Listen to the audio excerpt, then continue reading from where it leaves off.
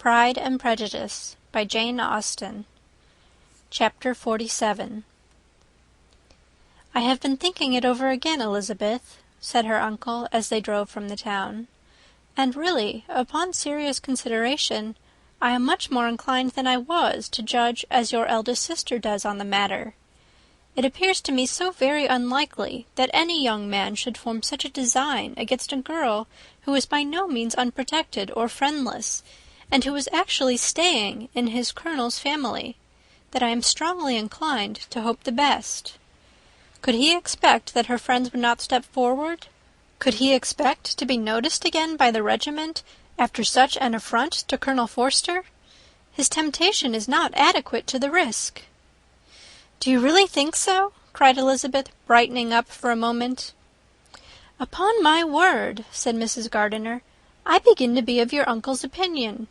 It is really too great a violation of decency, honour, and interest for him to be guilty of.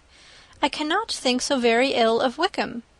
Can you yourself, Lizzie, so wholly give him up as to believe him capable of it?" "Not perhaps of neglecting his own interest, but of every other neglect I can believe him capable. If, indeed, it should be so. But I dare not hope it. Why should they not go on to Scotland, if that had been the case?" "In the first place," replied Mr. Gardiner, "there is no absolute proof that they are not gone to Scotland." "Oh, but their removing from the chaise into a hackney coach is such a presumption; and besides, no traces of them were to be found on the Barnet road." "Well then, supposing them to be in London, they may be there, though for the purpose of concealment, for no more exceptional purpose. It is not likely that money should be very abundant on either side, and it might strike them that they could be more economically, though less expeditiously, married in London than in Scotland." "But why all this secrecy? Why any fear of detection? Why must their marriage be private? Oh, no, no, this is not likely. His most particular friend, you see, by Jane's account, was persuaded of his never intending to marry her. Wickham will never marry a woman without some money. He cannot afford it. And what claims has Lydia? What attraction has she beyond youth, health, and good humour that could make him, for her sake, forego every chance of benefiting himself by marrying well? As to what restraint the apprehensions of disgrace in the corps might throw on a dishonourable elopement with her, I am not able to judge, for I know nothing of the effects that such a step might produce. But as to your other objection, I am afraid it will hardly hold good. Lydia has no brothers to step forward, and he might imagine, from my father's behaviour, from his indolence and the little attention he has ever seemed to give to what was going forward in his family, that he would do as little, and think as little about it, as any father could do in such a matter."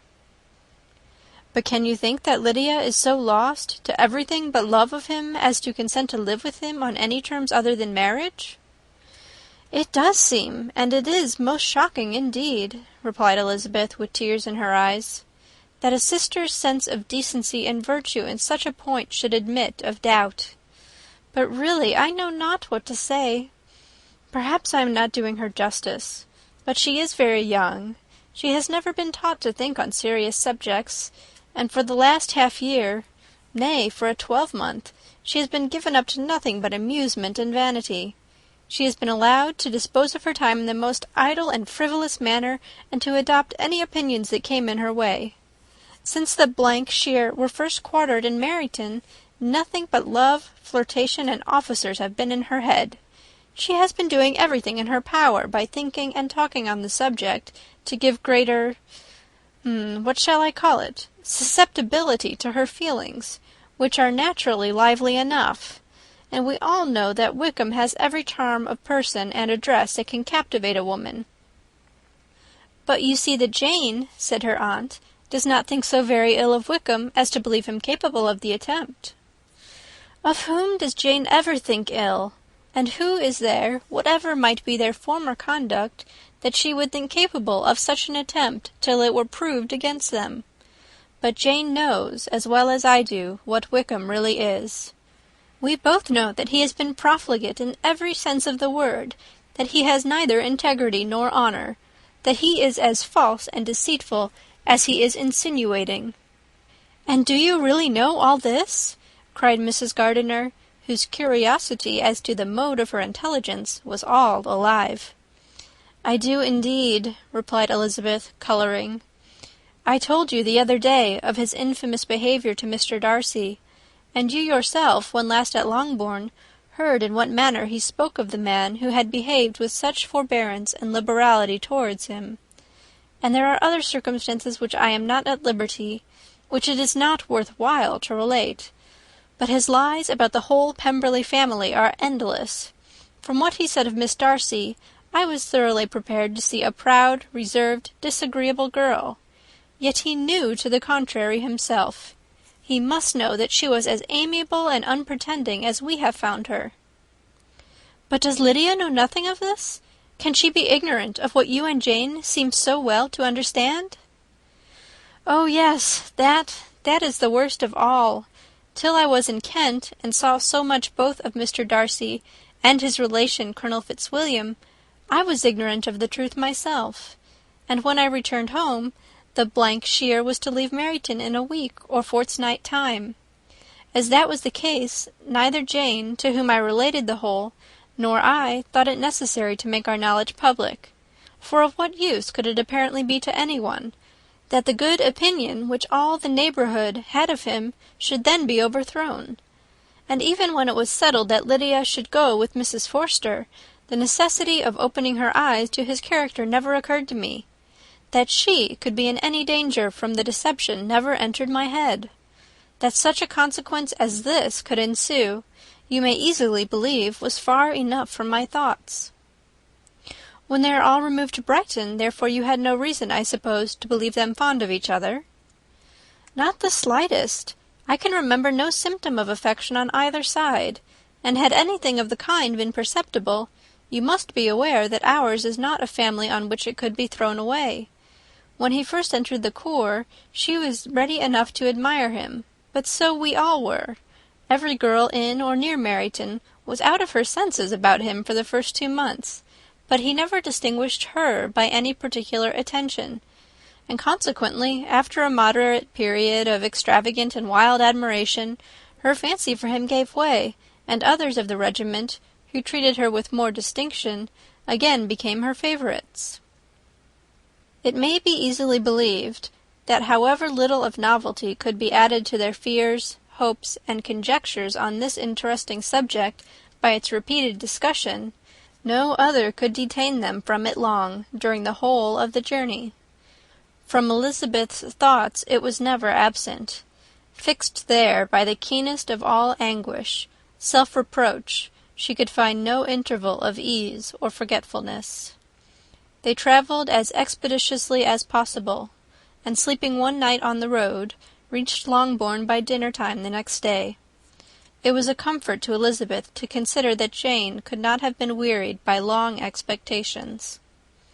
The little Gardiners, attracted by the sight of a chaise, were standing on the steps of the house as they entered the paddock, and, when the carriage drove up to the door, the joyful surprise that lighted up their faces and displayed itself over their whole bodies in a variety of capers and frisks was the first pleasing earnest of their welcome. Elizabeth jumped out, and after giving each of them a hasty kiss, hurried into the vestibule, where Jane, who came running down from her mother's apartment, immediately met her. Elizabeth, as she affectionately embraced her, whilst tears filled the eyes of both, lost not a moment in asking whether anything had been heard of the fugitives. "Not yet," replied Jane, "but now that my dear uncle is come, I hope everything will be well." "Is my father in town?" "Yes, he went on Tuesday, as I wrote you word." "And have you heard from him often?" "We have heard only twice. He wrote me a few lines on Wednesday to say that he had arrived in safety, and to give me his directions, which I particularly begged him to do. He merely added that he should not write again till he had something of importance to mention." "And my mother, how is she? How are you all?" "My mother is tolerably well, I trust, though her spirits are greatly shaken. She is upstairs, and will have great satisfaction in seeing you all. She does not yet leave her dressing-room. Mary and Kitty, thank heaven, are quite well." "But you, how are you?" cried Elizabeth. "You look pale. How much you must have gone through!" Her sister, however, assured her of being perfectly well, and their conversation, which had been passing while Mr. and Mrs. Gardiner were engaged with their children, was now put an end to by the approach of the whole party. Jane ran to her uncle and aunt, and welcomed and thanked them both, with alternate smiles and tears. When they were all in the drawing-room, the questions which Elizabeth had already asked were of course repeated by the others, and they soon found that Jane had no intelligence to give. The sanguine hope of good, however, which the benevolence of her heart suggested, had not yet deserted her. She still expected that it would all end well, and that every morning would bring some letter, either from Lydia or her father, to explain their proceedings, and, perhaps, announce their marriage. Mrs. Bennet, to whose apartment they all repaired, after a few minutes' conversation together, received them exactly as might be expected. With tears and lamentations of regret, invectives against the villainous conduct of Wickham, and complaints of her own sufferings and ill usage, blaming everybody but the person to whose ill-judging indulgence the errors of her daughter must principally be owing. "If I had been able," said she, "to carry my point in going to Brighton with all my family, this would not have happened. But poor dear Lydia had nobody to take care of her. Why did the Forsters ever let her go out of their sight? I am sure there was some great neglect or other on their side, for she is not the kind of girl to do such a thing if she had been well looked after. I always thought they were very unfit to have the charge of her, but I was overruled, as I always am. Poor dear child! And now here's Mr. Bennet gone away, and I know he will fight Wickham wherever he meets him, and then he will be killed, and what is to become of us all? The Collinses will turn us out before he is cold in his grave, and if you are not kind to us, brother, I do not know what we shall do." They all exclaimed against such terrific ideas, and Mr. Gardiner, after general assurances of his affection for her and all her family, told her that he meant to be in London the very next day, and would assist Mr. Bennet in every endeavour for recovering Lydia. "Do not give way to useless alarm," added he. "Though it is right to be prepared for the worst, there is no occasion to look on it as certain. It is not quite a week since they left Brighton. In a few days more we may gain some news of them, and till we know that they are not married, and have no design of marrying, do not let us give the matter over as lost. As soon as I get to town I shall go to my brother, and make him come home with me to Gracechurch Street, and then we may consult together as to what is to be done." "Oh, my dear brother," replied Mrs. Bennet, "that is exactly what I could most wish for. And now do, when you get to town, find them out wherever they may be, and if they are not married already, make them marry. And as for wedding clothes, do not let them wait for that, but tell Lydia she shall have as much money as she chooses to buy them, after they are married. And above all, keep Mr. Bennet from fighting. Tell him what a dreadful state I am in, that I am frighted out of my wits, and have such tremblings, such flutterings all over me, such spasms in my side, and pains in my head, and such beatings at heart, that I can get no rest by night nor by day. And tell my dear Lydia not to give any directions about her clothes till she has seen me, for she does not know which are the best warehouses. Oh, brother, how kind you are! I know you will contrive it all." But Mr. Gardiner, though he assured her again of his earnest endeavours in the cause, could not avoid recommending moderation to her, as well in her hopes as her fear, and after talking with her in this manner till dinner was on the table, they all left her to vent all her feelings on the housekeeper, who attended in the absence of her daughters. Though her brother and sister were persuaded that there was no real occasion for such a seclusion from the family, they did not attempt to oppose it, for they knew that she had not prudence enough to hold her tongue before the servants while they waited at table, and judged it better that one only of the household, and the one whom they could most trust, should comprehend all her fears and solicitude on the subject. In the dining-room they were soon joined by Mary and Kitty, who had been too busily engaged in their separate apartments to make their appearance before. One came from her books, and the other from her toilette. The faces of both, however, were tolerably calm, and no change was visible in either, except that the loss of her favourite sister, or the anger which she had herself incurred in this business, had given more of fretfulness than usual to the accents of Kitty.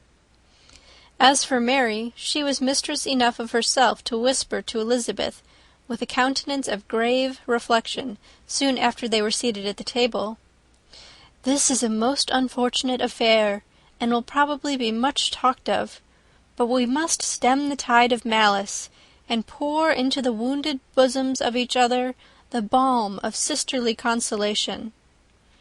Then, perceiving in Elizabeth no inclination of replying, she added, "Unhappy as the event must be for Lydia, we may draw from it this useful lesson, that loss of virtue in a female is irretrievable, that one false step involves her in endless ruin, that her reputation is no less brittle than it is beautiful, and that she cannot be too much guarded in her behaviour towards the undeserving of the other sex." Elizabeth lifted up her eyes in amazement, but was too much oppressed to make any reply. Mary, however, continued to console herself with such kind of moral extractions from the evil before them. In the afternoon the two elder Miss Bennets were able to be for half an hour by themselves, and Elizabeth instantly availed herself of the opportunity of making any inquiries, which Jane was equally eager to satisfy. After joining in general lamentations over the dreadful sequel of this event, which Elizabeth considered as all but certain, and Miss Bennet could not assert to be wholly impossible, the former continued the subject by saying, "But tell me all and everything about it which I have not already heard. Give me further particulars. What did Colonel Forster say? Had they no apprehension of anything before the elopement took place? They must have seen them together for ever." "Colonel Forster did own that he had often suspected some partiality, especially on Lydia's side, but nothing to give him any alarm. I am so grieved for him. His behaviour was attentive and kind to the utmost. He was coming to us in order to assure us of his concern, before he had any idea of their not being gone to Scotland. When that apprehension first got abroad, it hastened his journey." "And was Denny convinced that Wickham would not marry?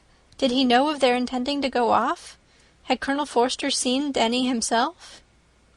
"Yes, but when questioned by him, Denny denied knowing anything of their plans, and would not give his real opinion about it. He did not repeat his persuasion of their not marrying, and from that I am inclined to hope he might have been misunderstood before." "And till Colonel Forster came himself, not one of you entertained a doubt, I suppose, of their being really married?" "How was it possible that such an idea could enter our brains? I felt a little uneasy, a little fearful of my sister's happiness with him in marriage, because I knew that his conduct had not been always quite right.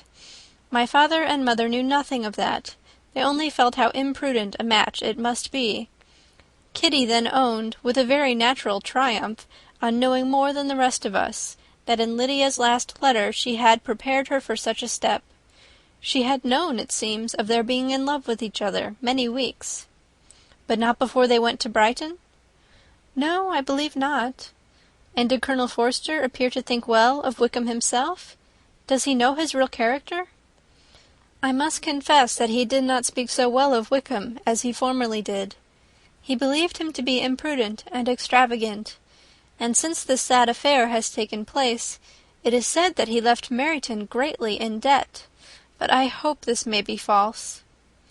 "Oh, Jane, had we been less secret, had we told what we knew of him, this could not have happened." "Perhaps it would have been better," replied her sister.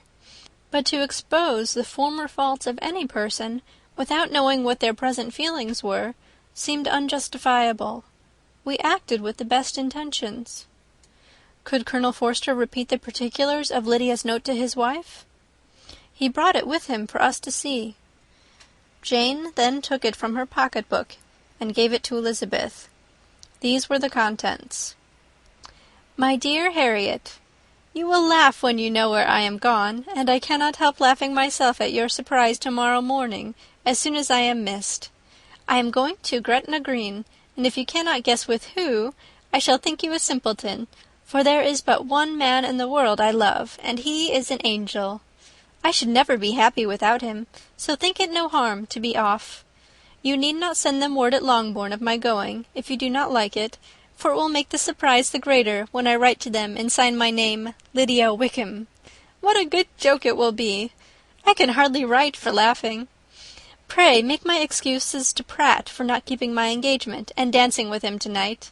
Tell him I hope he will excuse me when he knows all, and tell him I will dance with him at the next ball we meet, with great pleasure. I shall send for my clothes when I get to Longbourn, but I wish you would tell Sally to mend a great slit in my worked muslin gown before they are packed up. Good-bye. Give my love to Colonel Forster. I hope you will drink to our good journey.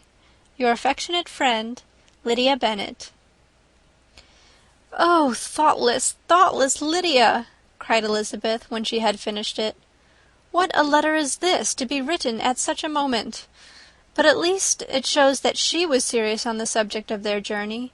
Whatever he might afterwards persuade her to, it was not on her side a scheme of infamy. My poor father! How he must have felt it! I never saw anyone so shocked. He could not speak a word for full 10 minutes. My mother was taken ill immediately, and the whole house in such confusion." "Oh, Jane," cried Elizabeth, "was there a servant belonging to it who did not know the whole story before the end of the day?" "I do not know. I hope there was, but to be guarded at such a time is very difficult. My mother was in hysterics, and though I endeavoured to give her every assistance in my power, I am afraid I did not do so much as I might have done. But the horror of what might possibly happen almost took me from my faculties. Your attendance upon her has been too much for you. You do not look well. Oh, that I had been with you! You have had every care and anxiety upon yourself alone. Mary and Kitty have been very kind, and would have shared in every fatigue, I am sure, but I did not think it right for either of them. Kitty is slight and delicate, and Mary studies so much that her hours of repose should not be broken in on. My Aunt Phillips came to Longbourn on Tuesday after my father went away, and was so good as to stay till Thursday with me. She was of great use and comfort to us all, and Lady Lucas has been very kind. She walked here on Wednesday morning to condole with us, and offered her services, or any of her daughters, if they should be of use to us." "She had better have stayed at home," cried Elizabeth. "Perhaps she meant well, but under such a misfortune as this, one cannot see too little of one's neighbours. Assistance is impossible, condolence insufferable. Let them triumph over us at a distance, and be satisfied." She then proceeded to inquire into the measures which her father had intended to pursue, while in town, for the recovery of his daughter. "He meant, I believe," replied Jane, "to go to Epsom, the place where they last changed horses, see the postilions, and try if anything could be made out from them. His principal object must be to discover the number of the hackney coach which took them from Clapham. It had come with a fare from London, and as he thought that the circumstance of a gentleman and a lady's removing from one carriage into another might be remarked, he meant to make inquiries at Clapham. If he could anyhow discover at what house the coachman had before set down his fare, he determined to make inquiries there, and hoped it might not be impossible to find out the stand and number of the coach. I do not know of any other designs that he had formed, but he was in such a hurry to be gone, and his spirits so greatly discomposed, that I had difficulty in finding out even so much as this." End of chapter 47. Chapter 48.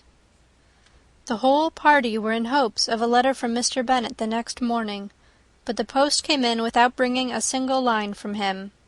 His family knew him to be, on all common occasions, a most negligent and dilatory correspondent, but at such a time they had hoped for exertion. They were forced to conclude that he had no pleasing intelligence to send, but even of that they would have been glad to be certain. Mr. Gardiner had only waited for the letters before he set off. When he was gone, they were certain at least of receiving constant information of what was going on, and their uncle promised, at parting, to prevail on Mr. Bennet to return to Longbourn as soon as he could, to the great consolation of his sister, who considered it as the only security for her husband's not being killed in a duel. Mrs. Gardiner and the children were to remain in Hertfordshire a few days longer, as the former thought her presence might be serviceable to her nieces. She shared in their attendance on Mrs. Bennet, and was a great comfort to them in their hours of freedom. Their other aunt, who visited them frequently, and always, as she said, with the design of cheering and heartening them up, though as she never came without reporting some fresh instance of Wickham's extravagance or irregularity, she seldom went away without leaving them more dispirited than she found them. All Meryton seemed striving to blacken the man who, but 3 months before, had been almost an angel of light. He was declared to be in debt to every tradesman in the place, and his intrigues, all honoured with the title of seduction, had been extended into every tradesman's family. Everybody declared that he was the wickedest young man in the world, and everybody began to find out that they had always distrusted the appearance of his goodness. Elizabeth, though she did not credit above half of what was said, believed enough to make her former assurance of her sister's ruin more certain, and even Jane, who believed still less of it, became almost hopeless, more especially as the time was now come when, if they had gone to Scotland, which she had never before entirely despaired of, they must in all probability have gained some news of them. Mr. Gardiner left Longbourn on Sunday. On Tuesday his wife received a letter from him.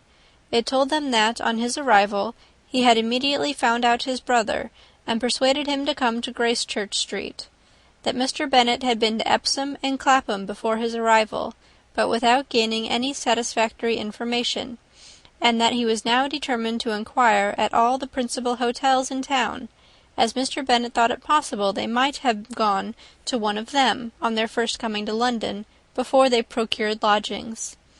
Mr. Gardiner himself did not expect any success from this measure, but as his brother was eager in it, he meant to assist him in pursuing it. He added that Mr. Bennet seemed wholly disinclined at present to leave London, and promised to write again very soon. There was also a postscript to this effect: "I have written to Colonel Forster, to desire him to find out, if possible, from some of the young man's intimates in the regiment, whether Wickham has any relations or connections who will be likely to know in what part of town he has now concealed himself. If there were any one that one could apply to with a probability of gaining such a clue as that, it might be of essential consequence. At present we have nothing to guide us.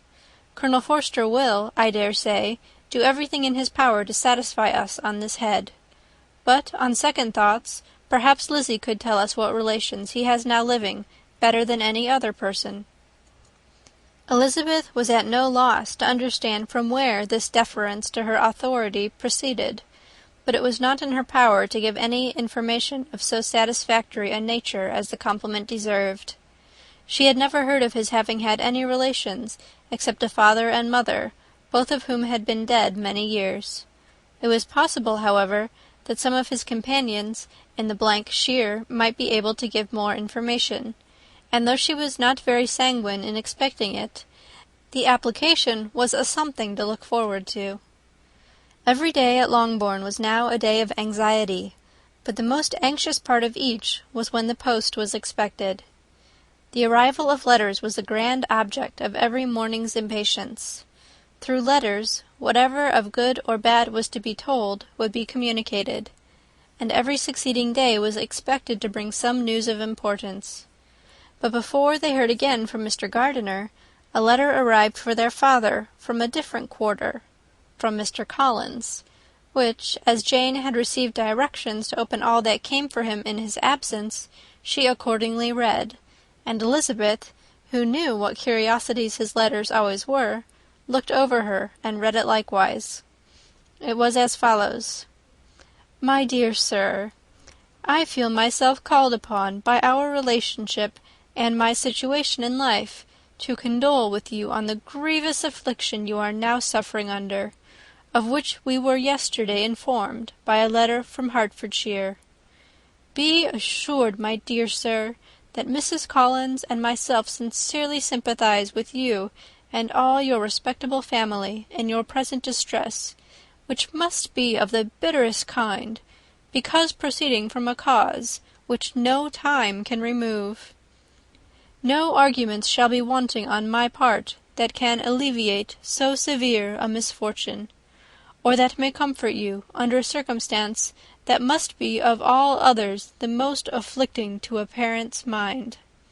The death of your daughter would have been a blessing in comparison to this, and it is the more to be lamented, because there is reason to suppose, as my dear Charlotte informs me, that this licentiousness of behaviour in your daughter has proceeded from a faulty degree of indulgence, though, at the same time, for the consolation of yourself and Mrs. Bennet, I am inclined to think that her own disposition must be naturally bad, or she could not be guilty of such an enormity at so early an age. Howsoever that may be, you are grievously to be pitied, in which opinion I am not only joined by Mrs. Collins, but likewise by Lady Catherine and her daughter, to whom I have related the affair. They agree with me in apprehending that this false step in one daughter will be injurious to the fortunes of all the others, for who, as Lady Catherine herself condescendingly says, will connect themselves with such a family? And this consideration leads me moreover to reflect, with augmented satisfaction, on a certain event of last November, for had it been otherwise, I must have been involved in all your sorrow and disgrace. Let me then advise you, dear sir, to console yourself as much as possible, to throw off your unworthy child from your affection for ever, and leave her to reap the fruits of her own heinous offence. I am, dear sir, etc., etc. Mr. Gardiner did not write again till he had received an answer from Colonel Forster, and then he had nothing of a pleasant nature to send. It was not known that Wickham had a single relationship with whom he kept up any connection, and it was certain that he had no near one living. His former acquaintances had been numerous, but since he had been in the militia, it did not appear that he was on terms of particular friendship with any of them. There was no one, therefore, who could be pointed out as likely to give any news of him, and in the wretched state of his own finances there was a very powerful motive for secrecy, in addition to his fear of discovery by Lydia's relations, for it had just transpired that he had left gaming debts behind him to a very considerable amount. Colonel Forster believed that more than £1,000 would be necessary to clear his expenses at Brighton. He owed a good deal in town, but his debts of honour were still more formidable. Mr. Gardiner did not attempt to conceal these particulars from the Longbourn family. Jane heard them with horror. "A gamester!" she cried. "This is wholly unexpected. I had not an idea of it." Mr. Gardiner added in his letter that they might expect to see their father at home on the following day, which was Saturday. Rendered spiritless by the ill success of all their endeavours, he had yielded to his brother-in-law's entreaty that he would return to his family, and leave it to him to do whatever occasion might suggest to be advisable for continuing their pursuit. When Mrs. Bennet was told of this, she did not express so much satisfaction as her children expected, considering what her anxiety for his life had been before. "What, is he coming home, and without poor Lydia?" she cried. "Sure he will not leave London before he has found them. Who is to fight Wickham, and make him marry her if he comes away?"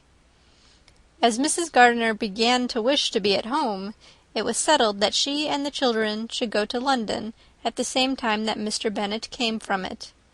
The coach therefore took them the first stage of their journey, and brought its master back to Longbourn. Mrs. Gardiner went away in all the perplexity about Elizabeth and her Derbyshire friend that had attended her from that part of the world. His name had never been voluntarily mentioned before them by her niece, and the kind of half-expectation which Mrs. Gardiner had formed, of their being followed by a letter from him, had ended in nothing. Elizabeth had received none since her return that could come from Pemberley. The present unhappy state of the family rendered any other excuse for the lowness of her spirits unnecessary. Nothing, therefore, could be fairly conjectured from that, though Elizabeth, who was by this time tolerably well acquainted with her own feelings, was perfectly aware that, had she known nothing of Darcy, she could have borne the dread of Lydia's infamy somewhat better. It would have spared her, she thought, one sleepless night out of 2. When Mr. Bennet arrived, he had all the appearance of his usual philosophic composure. He said as little as he had ever been in the habit of saying, made no mention of the business that had taken him away, and it was some time before his daughters had courage to speak of it. It was not till the afternoon, when he had joined them at tea, that Elizabeth ventured to introduce the subject, and then, on her briefly expressing her sorrow for what he must have endured, he replied, "Say nothing of that. Who should suffer but myself? It has been my own doing, and I ought to feel it." "You must not be too severe upon yourself," replied Elizabeth. "You may well warn me against such an evil. Human nature is so prone to fall into it. No, Lizzie, let me once in my life feel how much I have been to blame. I am not afraid of being overpowered by the impression. It will pass away soon enough." "Do you suppose them to be in London?" "Yes, where else can they be so well concealed?" "And Lydia used to want to go to London," added Kitty. "She is happy, then," said her father dryly, "and her residence there will probably be of some duration." Then, after a short silence, he continued, "Lizzie, I bear you no ill will for being justified in your advice to me last May, which, considering the event, shows some greatness of mind." They were interrupted by Miss Bennet, who came to fetch her mother's tea. "This is a parade," he cried, "which does one good. It gives such an elegance to misfortune. Another day I will do the same. I will sit in my library in my nightcap and powdering gown, and give as much trouble as I can. Or perhaps I may defer it till Kitty runs away." "I am not going to run away, papa," said Kitty fretfully. "If I should ever go to Brighton, I would behave better than Lydia." "You go to Brighton! I would not trust you so near it as Eastbourne for 50 pounds. No, Kitty, I have at least learnt to be cautious, and you will feel the effects of it. No officer is ever to enter into my house again, nor even to pass through the village. Balls will be absolutely prohibited, unless you stand up with one of your sisters. And you are never to stir out of doors till you can prove that you have spent 10 minutes of every day in a rational manner." Kitty, who took all these threats in a serious light, began to cry. "Well, well," said he, "do not make yourself unhappy. If you are a good girl for the next 10 years, I will take you to a review at the end of them." End of chapter 48.